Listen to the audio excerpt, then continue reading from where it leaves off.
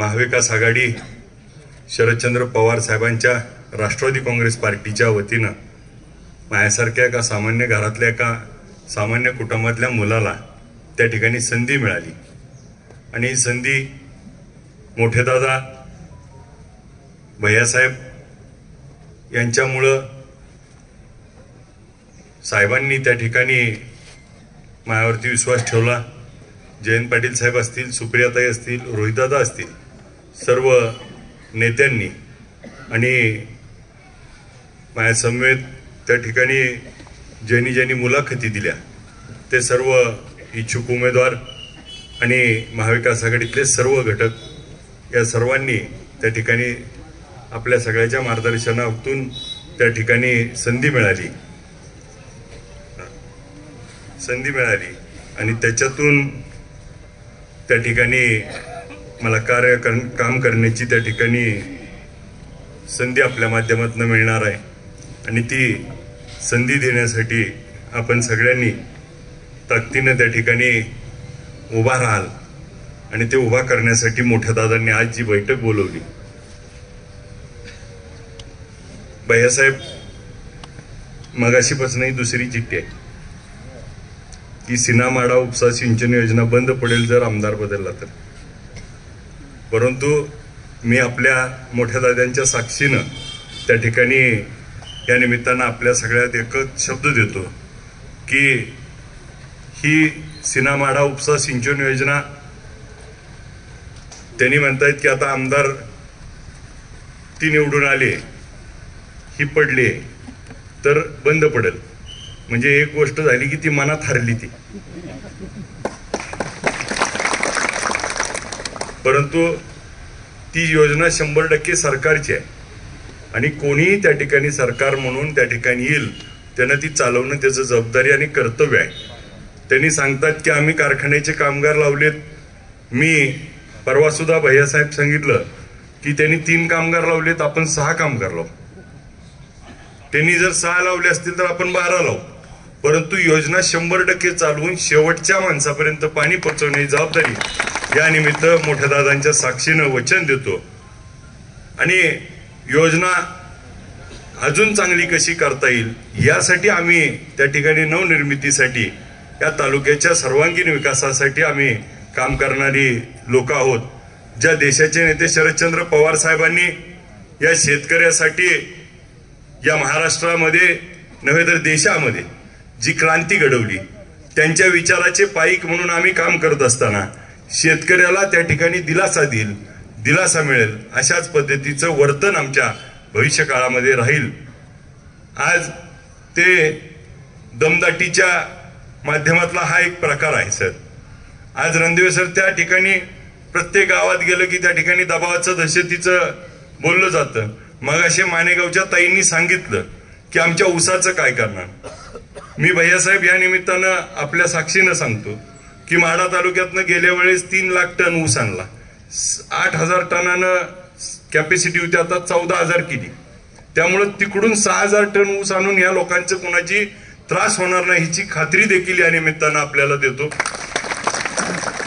जे लोक त्या ठिकाणी यांच्यावर दबाव आणतायत त्या दबाव आणणाऱ्या लोकांवरती त्या ठिकाणी आम्ही त्या ठिकाणी त्यांच्या प्रत्येक ऊसाचा न्याय देऊ, त्यांचा ऊस आणू आणि त्या प्रत्येक लोकाला भैयासाहेब आम्ही कार्यक्षेत्र वाढवलं वार्षिक सभेत आणि त्यांना सभासद करू, मताचा अधिकार देऊ आणि त्या लोकांना त्या ठिकाणी कायमस्वरूपीचा प्रश्न मार्गी लावण्याची आम्ही त्या ठिकाणी अभिवचन आपल्या निमित्तानं देतो आणि काटांना हंता सर ऊस नेऊ, कारण ती प्रचलित आहे ती। आम्ही शेतकऱ्याच्या बाबतीमध्ये जसं शेतकरी संघटना आज आपल्या बाबतीत सकारात्मक आहे तसं आपल्या शेतकऱ्याची कुठेही अडचण पिळवणूक होणार नाही ह्याची काळजी घेण्यासाठीच त्या ठिकाणी मोठ्या दादांनी माझ्यासारख्यावरती डोक्यावरती हात ठेवलाय आणि त्या कधीही त्याला तडा जाणार नाही। आज आपल्याला या निमित्तानं काही गोष्टी आज शिवतेज बाबा आम्ही होतो त्या ठिकाणी बाबा आणि आम्ही आता चर्चा केली की आम्ही मिळून त्या ठिकाणी प्रचार दौरा एकत्र भैयासाहेबांना आता माढा मतदारसंघातल्या सगळ्या तालुक्यात त्या ठिकाणी जिल्ह्यामध्ये प्रचार आणि त्यांच्या सभा होणार आहेत। मोठे दादा देखील सभेला येतील, साहेब येतील, जयंत पाटील साहेब येतील, अमोल कोल्हे साहेब येतील, सगळ्यांना त्या ठिकाणी स्टार प्रचारकांची यादी कळवली. मी आणि शिवतेज बाबा त्या ठिकाणी प्रत्येक गावात दौरा करू. आपल्याला कालच आम्ही भैयासाहेब मीटिंग घेतली कारखान्यावर, सगळ्यांना एकत्र बोलवलं आणि आम्ही सगळ्यांना त्या ठिकाणी नम्रपणे सूचना दिल्या सगळ्या सहकाऱ्यांना की आता ही एकत्र आपण आलोय तर आपण सगळ्यांनी मागं थांबा आणि जे मागच्या लोकसभेमध्ये आपल्याला काही कारणामुळे मागं थांबावं लागल्यामुळं यंत्रणा त्या ठिकाणी आहे तर ते एकत्र येऊन मग कुठं बुथची रचना असेल तिथं आपली काही 4 असतील, इकडची 4 असतील, ती एकत्र करू. आपण एकमेकाला सोबत घेऊ आणि त्या सगळ्याला एकत्र घेऊन आता ह्यातली 80% एकच आहे, ती 20% आहेत त्यांचा तेवढा मेळ घातला की बाकी सगळं एकत्र येतंय. एकत्र येऊन पुढच्या काळामध्ये सगळ्या गोष्टी मी या निमित्तानं खात्रीनं सांगतो की आपण सगळेजण एकत्र असल्यामुळं समोरच्याला आता त्या ठिकाणी काय बोलावं आणि काय नाही. जसं मगाशी पाटलांनी सांगितलं की पत्रकारांनी विचारलं की नो कमेंट म्हणतात, थोड्या दिवसानं ते बोलायचं बंद देखील होतील. मला या निमित्तानं मागच्या त्यांनी एका पत्रकार परिषदेत सांगितलं रणजित शिंदेनी की त्या ठिकाणी मला कुठलं आव्हान वाटत नाही, परंतु मी या निमित्तानं भैयांच्या देखत त्यांना आव्हान देतो की तुम्ही तेवढं मैदान सोडून पळू नका आता. नाहीतर आता एवढं सगळं एकत्र झालंय म्हणल्यावर आता ती म्हणणार मला काही झेपत नाही, कारण नंतर दादांनी पण अर्ज भरलाय.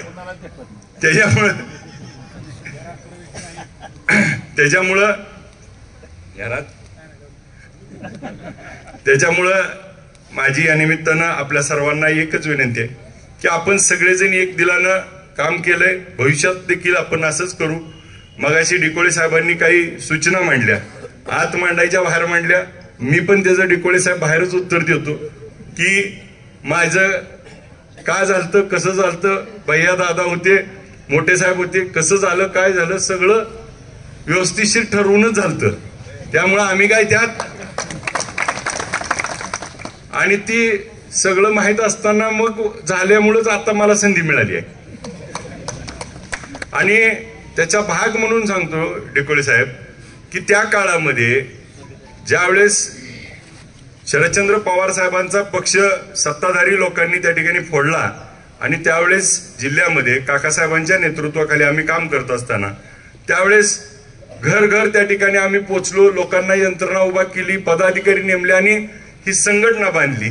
आणि मग त्या ठिकाणी भैयांचा प्रवेश याच ठिकाणी झाला. मगाशी साठे सरांनी आठवण करून दिली.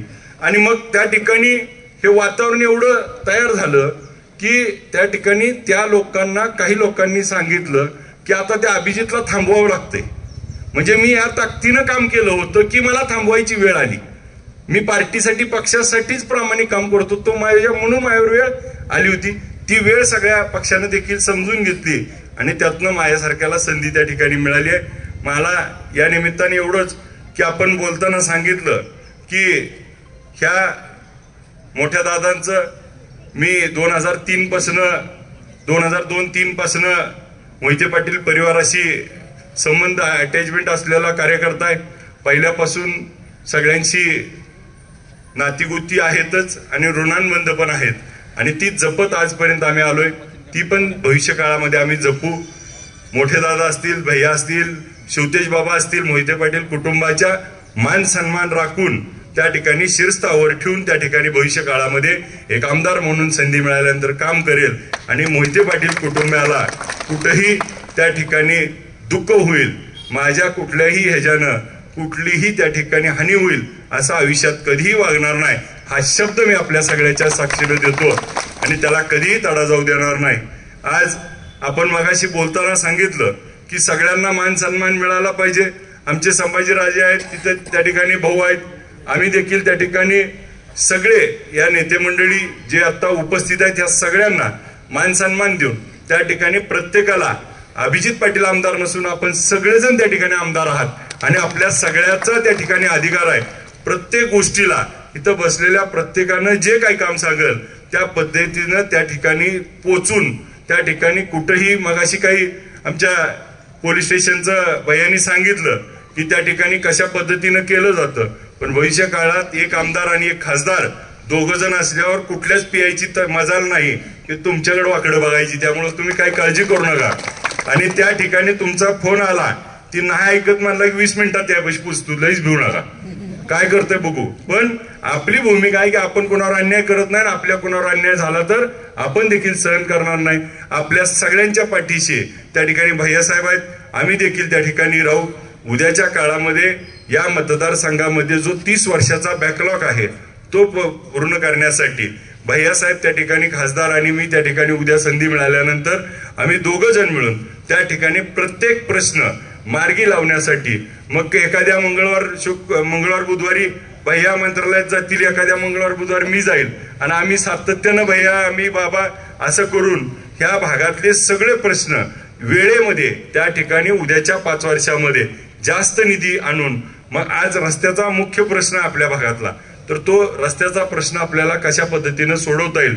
त्या ठिकाणी रस्ता असेल, आज आपल्याला आपण केळी संशोधन केंद्रासाठी रणजितदादा मोहिते पाटील साहेबांनी त्या ठिकाणी मागणी केली होती, परंतु यांनी हाणून पाडली. ती देखील आपल्याला त्या ठिकाणी पूर्ण करून निर्यात केंद्र त्या ठिकाणी आपल्याला टेंभुर्णीला करणं असेल. आज करकमचं त्या ठिकाणी आपल्याला नगरपंचायत करायची होती, त्याला देखील ह्यांनीच विरोध केला होता. नगरपंचायत झाली तर 100-200 कोटी रुपये निधी तिथे येईल. मोडलीम असेल, टेंभुर्णी असेल, आज छत्रपती शिवाजी महाराजाचा एकही अश्वारूढ पुतळा आज त्या ठिकाणी माढा मतदारसंघात नाही आणि त्या ठिकाणी त्याच्यावरती त्यांनी बोलायला देखील त्यांना जड जातंय. परंतु ह्या सगळे काम करत असताना मी या निमित्ताने एवढीच खात्री देतो की तुम्ही कोणतंही काम त्या ठिकाणी सांगा, त्या कामाला तडीच नेऊन ते काम पूर्ण करण्याच्यासाठी प्रामाणिकपणे प्रयत्न करत या ठिकाणी त्यांच्यासारखा मी या निमित्तानं आपल्याला देखील एक वचन देतो की माझ्या घरातलं त्या ठिकाणी त्यांनी जसं मगाशी सांगितले एकाच घरात सगळी पद आहे ती, तसं माढा तालुक्यात माझ्यातलं कोणीही माझ्यानंतर कुठल्याही जिल्हा परिषद पंचायत समितीला उभारणार नाही. आमच्यातलं कोण तुम्हाला त्या ठिकाणी तुम्हीच सगळे आहात. मला त्या ठिकाणी संधी मिळते, त्या संधीचं त्या ठिकाणी आपल्यासाठी सगळ्यासाठी त्या ठिकाणी माझ्यासाठी म्हणून नाही तर त्या आपल्यासाठी म्हणून त्या ठिकाणी भविष्यामध्ये आपण काम करूया. ह्याच पद्धतीनं भविष्य काळातल्या कोणताही विषय त्या ठिकाणी असेल तर आपण काम करूया. आलेल्या सगळ्यांना माझी विनंती आहे, आजच त्या ठिकाणी जयंत पाटील साहेबांनी आमची झूमवर मीटिंग घेतली. त्यामध्ये सगळ्यात महत्वाची गोष्ट अशी आहे, निवडणुकीमध्ये आपण मागची निवडणूक लोकसभेची कशी जिंकलो. लोकसभेच्या निवडणुकीमधला पहिला प्रश्न होता शेतकऱ्यावरती होत असलेला अन्याय, शेतकऱ्याच्या शेतीमालाला नसलेला भाव, खताच्या वाढलेल्या किमती, संविधान. आज आपल्या दोन्ही त्या ठिकाणी राष्ट्रवादी काँग्रेस पार्टी असेल, शिवसेना असेल, पक्षफुटीचा राग, त्या ठिकाणी छत्रपती शिवाजी महाराज महापुरुषावरती बोललेलं त्या ठिकाणी अवमान, आणि ह्या सगळ्या गोष्टीला त्या ठिकाणी लोकांमध्ये परत एकदा बिंबवावं लागेल. आज माझ्या मायमाऊलीला त्या ठिकाणी एका बाजूला लाडली बहिणा दिली जाते आणि दुसऱ्या बाजूला मात्र अन्याय अत्याचार होतोय. त्या ठिकाणी कितीतरी अत्याचाराच्या घटना होत आहेत. ह्या गोष्टीवरती आपल्याला सामान्य माणसापर्यंत पोहोचवावं लागेल, आपला अजेंडा पक्का करावा लागेल. ह्यांच्या दहशतीला त्या ठिकाणी आपल्याला मोडून काढायचं असेल तर त्याला आपल्याला गोडीमध्ये प्रेमामध्ये जग जिंकावं लागेल. आपल्याला मगाशी सांगितल्याप्रमाणे आपल्याला ते वेगळ्या पद्धतीनं प्रयत्न करतील. आज त्यांच्याकडे ती खूप मोठ्या पद्धतीनं सगळं आहे, त्याच्यामुळं ते आता आमिष दाखवायला सुरू केलंय. काही ठिकाणी आपल्याच लोकांना त्या ठिकाणी भेटतायत, काहीतरी सांगतायत, परंतु याला कुणीही न बळी पडता आपल्याला उद्या स्वाभिमानानं त्या ठिकाणी उभा राहून त्या ठिकाणी तुतारी त्या ठिकाणी जिंकवली पाहिजे. तुतारीच्या बाबतीमध्ये आपल्याला सगळ्याला आता सवय लागली तुतारी तुतारी म्हणायची, परंतु आपण तुतारी वाजवणारा माणूस हे पर्टिक्युलर बोलणं गरजेचं आहे. काल न्यायालय त्या निवडणूक आयोगाने देखील तो आता तुतारी त्या ट्रम्पलेट बदलून दिलं काल रात्री, त्यामुळे आता त्याला येणार नाही. मगाशी बोलताना सांगितलं आमच्या पाटील साहेबांनी अध्यक्षांनी की त्या ठिकाणी भैया 3 मला सोडून अभिजित पाटील उभा केलेत आणि मग आम्ही अभिजित पाटील कोण आहेत हुडकायला बघितलं तर एक परळीत आहे, एक बारामतीत अडकलाय आणि एक तिसरीकडे नेऊन ठेवलाय. म्हणजे ती घाऊ सुद्धा ती नाही. म्हणजे ह्याचं किती नियोजन त्यांनी त्या ठिकाणी केलंय. आणि उद्याच्या ताकदीला या ठिकाणी आपल्याला अभिजित पाटील म्हणून त्या ठिकाणी त्याला हत्ती दिल्यामुळे ती 1 नंबरला येते. अल्फाबेटिकनं मी 2 नंबरला येणार, 3 नंबरला त्या ठिकाणी मिनलताई येतील, 4 नंबरला रासप परत 2 त्या ठिकाणी अभिजित पाटील येतील आणि यांचा नंबर आत्ताच्या ह्याला 20 हवा आहे. त्यातले 2-3 अर्ज निघले तर ती 16, 17, 12, 14 मध्ये त्यांचा नंबर खाली राहील आणि मग 12च. तर त्याच्यामुळं आपल्याला उद्याच्या निवडणुकीमध्ये ह्याची काळजी घ्यावं लागणार आहे की आपल्याला लोक मतदान टाकताना नाव बघत नाहीत, कधी तिथं चिन्ह बघितलं जातं.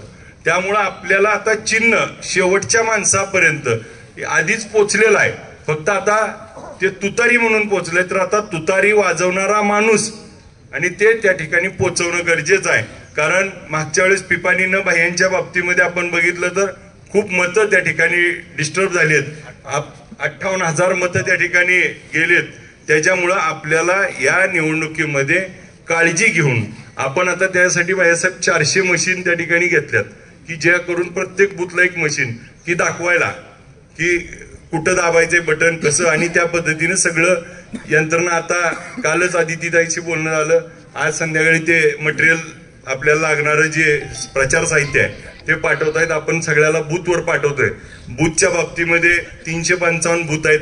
355 बूथला मी आपल्या फक्त माहितीसाठी सांगतो की 355 बूथला प्रत्येक बूथला त्या ठिकाणी 4 कर्मचारी आपले दिलेले आहेत जे तुमच्या संपर्कात राहतील. काही कमी जास्त असेल त्याला आम्ही काय केलं की भैयासाहेब गण केलेत आणि 23 गणाला आम्ही आपल्या कारखान्याचे 23 संचालक त्या ठिकाणी दिलेत, जेणेकरून त्यांची काय अडचण असेल तर तिथं. आणि प्रत्येक गावात आपल्या वतीनं जी इकडच्या मतदारसंघात काम करणारी पोरं आहेत आपल्यासाठी पळणारी, ती गावातली देगावची काही अशी आम्ही प्रत्येक बूथला 2-2 अशी यंत्रणा दिली आहे. ती आपल्या संपर्कात राहील. एखादी काही कमी जास्त गोष्ट आहे, कधी कधी आम्ही आता भाषण करतोय फोन उचलू शकत नाही, कधी भैयांबरोबर आहे दादांबरोबर आहे बोलता येत नसतं, कधी फोन एखाद्या वेळेस मागं पुढं झाला तर नाराज होऊ नका. मी नक्की एवढंच सांगतो की आपल्या प्रत्येकाचा त्या ठिकाणी मान सन्मान ठेवत असताना आपल्याला एखादा आज नवीन आहे मागं पुढं होतंय तरी सगळ्यांनी समजून घेऊन त्या ठिकाणी आपल्याला ह्या मोठ्याचा त्या ठिकाणी पराभव करायचा आहे आणि शरदचंद्र पवार साहेब मोठे दादांचं त्या ठिकाणी आपल्याला हात बळकट करायचे, म्हणून आपल्याला ही लढाई जिंकायची आहे. आपल्यातले रुसवे फुगवे थोडे दिवस, एक 15 दिवस फक्त आता राहिलेत, 20 दिवस, ह्या 20 दिवसासाठी आम्हाला तुम्ही समजून घ्या. 20 दिवस एवढे आमच्यासाठी द्या. 5 वर्ष प्रामाणिकपणे तुमचा त्या ठिकाणी काम करेल एवढं या निमित्ताने शब्द देतो. भविष्यामध्ये आपल्याला कुणालाही कसल्याही पद्धतीनं विसरणार नाही, आपल्यामध्ये कुणाच्यावर कुरगुडी करणार नाही. ज्याला तुम्ही कटाळाय ती काही होणार नाही. मी सरळ मार्गी साधा पोरगा आहे, मी जी आहे ती भैयासाहेबाला अनुभव आला, मी स्पष्ट सांगतो बोलतो. आपल्याला देखील त्या गोष्टी येणाऱ्या काळामध्ये जरी आमच्याकडनं काही चुकून माकून कुणाला वाटलं असेल, एखादा सहकारी कोण कुठं बोलला असेल काय असेल, तर ती सगळ्यांच्या वतीनं मी आपल्या सर्वांना त्या ठिकाणी दिलगिरी व्यक्त करतो. त्यांचं सगळं पोटात घ्या आणि पुढच्या काळात इथून पुढं कधीही एकमेकावरती तुमच्या तिथं कुंड झालं असलं त्याची सुद्धा त्या ठिकाणी मी जबाबदारी स्वीकारून त्या ठिकाणी आपल्या सगळ्याला त्यांच्या वतीनं मी माफी मागतो. परंतु आपण त्याचा राग धरू नका. गाव लेवलचा कुठलाही त्या ठिकाणी आपण न करता आपल्या समोर असलेल्या मोठ्या शत्रूला त्या ठिकाणी पराभूत करायचं असेल तर आपल्या त्या ठिकाणी आपण त्या ठिकाणी एकसंघ राहिलं पाहिजे. मगाची जसं साईनाथ भाऊंनी सांगितलं की ती बळच त्या ठिकाणी येऊन आपल्याकडे पाणी पिऊन जातील आणि आपल्याला त्या ठिकाणी फळी तयार करतील, तर तसा गैरसमज कुठेही होऊ देऊ नका. भविष्य काळामध्ये मोठे दादा भैया जो आदेश देतील तो आदेश शिरस्थावर करून आपण भविष्य काळाची वाटचाल करूया. आपल्या सगळ्याच्या सहकार्यातनं आपल्या ताकदीवरती उद्याच्या या विजयामध्ये आपल्या सगळ्याचा सिंहाचा वाटा असेल आणि ते आयुष्यभर त्या ठिकाणी मी जपेल एवढाच या निमित्तानं शब्द देतो. आपण 20 तारखेला त्या ठिकाणी मतदानाच्या दिवशी मग असणाऱ्या पोलिंग एजंट असतील, बूथ एजंट असतील. आजच भैयासाहेब मगाशी जयंत पाटील साहेबांनी सांगितलं की जे पोलिंग एजंट होणार आहेत ते प्रत्येक 2 पोलिंग एजंट असे साधारणपणे आता आपल्या मतदारसंघात 700-650 लोक होतील, तर त्याला जयंत पाटील साहेब काही ट्रेनिंगसाठी लोक पाठवणार आहेत. तर ती ट्रेनिंगला लोक येणार आहेत, तर ती एक दिवस काय आहे, कुठला मशीनचा नंबर काय आहे, कसं होणार आहे, कारण परत काहीतरी मशिनीमध्ये घोटाळा होऊ नये म्हणून पक्षानं सांगितलेलं आहे. तर त्या बाबतीत आपले पोलिंग एजंट जे अपेक्षित आहेत त्यांनी पोलिंग एजंटची नावं द्यावी आत्ताच, म्हणजे त्यांची एक मीटिंग आम्हाला लावता येईल, मग 2 ठिकाणी लावता येईल किंवा 1 ठिकाणी लावता येईल, आणि त्या पद्धतीनं त्यांना मार्गदर्शन करून उद्याची निवडणूक आपल्याला पूर्ण सुसूत्रपणे निवडून त्या ठिकाणी आणायसाठी जे जे काही लागेल त्या ठिकाणी आम्ही प्रामाणिकपणे कष्टानं त्या ठिकाणी काम करू. आपल्या सगळ्याला या निमित्तानं आपण दिवाळीच्या सणानिमित्त असताना देखील आपण भैयासाहेबांनी निरोप दिल्यानंतर एवढ्या मोठ्या संख्येने आला, त्या ठिकाणी उद्या आपण सगळेजण मिळून उद्याची निवडणूक हातात घ्याल, आणि इथं बसलेला प्रत्येक माणूस हा आमदार म्हणून अभिजित आहे आणि मी तुमच्यातलाच एक आहे. आज एका कार्यकर्त्याच्या पाठीशी उभा राहण्याचं काम त्या ठिकाणी मोठ्या दादांनी केलंय, आणि मी ह्या बंगल्यावरती भैयासाहेब लय वेळा आलो आयुष्यात, आत्ताच कुठं तर पुढे येऊन बसायला लागलो, नाही तर मागं बसायचं तिकडं. मी या झाडाखाली लय वेळा बसलोय सभेला आल्यावर, परंतु आज त्या ठिकाणी माझ्यासारख्याला संधी त्या ठिकाणी मिळाली. हे त्या ठिकाणी मोठ्या दादांनी मोहिते पाटील कुटुंबाचं त्या ठिकाणी माझ्यावरती आयुष्यभराचे उपकार आहेत, ते कधीही त्या ठिकाणी मी तडा जाऊ देणार नाही. या विश्वासाला आपल्या सगळ्याला पुन्हा एकदा दिवाळीच्या शुभेच्छा देतो. आपण सगळेजण झटून जोमून काम करावं ही नम्र विनंती करतो. ह्या 20 दिवसाची त्या ठिकाणी पुढच्या 5 वर्षात जसं पाहिजे त्या पद्धतीनं त्या आपल्या पाठीशी मी उभा राहील. आज आपण माझ्या वेळेला उभा राहताय, मी पुढच्या काळात आयुष्यभर तुमच्या सोबत राहील एवढीच या निमित्ताने शब्द देतो आणि थांबतो. जय हिंद, जय महाराष्ट्र. यानंतर